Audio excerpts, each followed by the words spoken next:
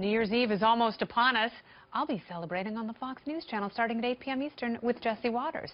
While folks around the world get ready to pop the champagne, security is in overdrive after a string of high-profile terror attacks in 2016.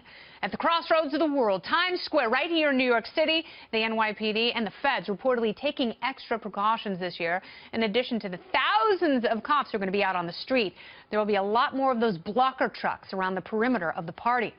We're told that they're putting trucks in place to prevent an attack like the one we saw last week in Berlin and the one earlier in the year in Nice, when a suspected terrorist drove a stolen semi into a crowded Christmas market in Berlin, killing a dozen people. Tonight, it's former NYPD counterterrorism detective and security consultant Mike Greene. He's also the author of a book on how to survive in New York City. Welcome to the show. Thank you for having me. Appreciate it. So we've got these big sand and salt trucks, and you've also got 6,000 officers in Times Square, in and around Times Square. That seems like a lot of security. Is it a tough place to keep safe? It's not simply because the NYPD has volume. Yeah. 35,000 officers, I think, right now. Yeah.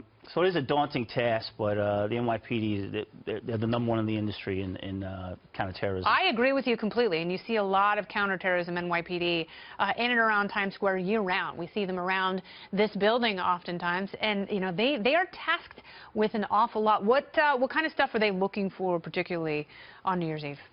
In general, just things that are out of the ordinary. Yeah. The saying, if you see something, say something. Yeah. Officers do that as well. They look for the abnormal things, such as objects, backpacks, packages just sitting, lying around. Yeah. Suspicious activity, people looking around.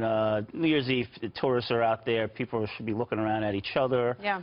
Up at the buildings and so on. You look for somebody who's not doing that. Yeah. Who might be just looking at people, have a more stern or less festive look on their face, and so on. I think that's why you go to the airport and sometimes TSA people are like, hey, how's it going? Seeing if they can engage you. Yeah. And if they can't, you know, obviously that's a little bit of a red flag. Obviously NYPD far superior to the TSA. And you were actually an NYPD officer on 9/11 and a first responder in 1993 at the World Trade Center attack, the first one. Yes. Back then. So you have seen terror up close and personal. Yes, yeah. I was fortunate or unfortunate enough, to the 93 attacks. I was actually off duty. Yeah. I responded. Then again, on 9/11, I was working a day shift, and we went down there, and I've actually lost a few partners to 9/11-related cancers. Oh, man. Since then, but yeah, I have a full firsthand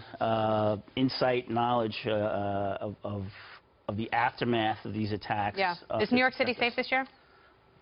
100%, yes. Do you think it's safe? Yes. We don't have to be worried about a terrorist attack? No, I wouldn't be worried. I'd be more worried about a pickpocket or a drunk person vomiting on your good boots? Or a drunk hooligan, exactly, yeah.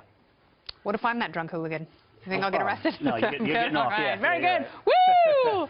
All right, Mike Greene, thanks so much. Thank you, I appreciate it. And stay safe out there. Thank you, you Tell too. your friends to do the same. Thank you So much.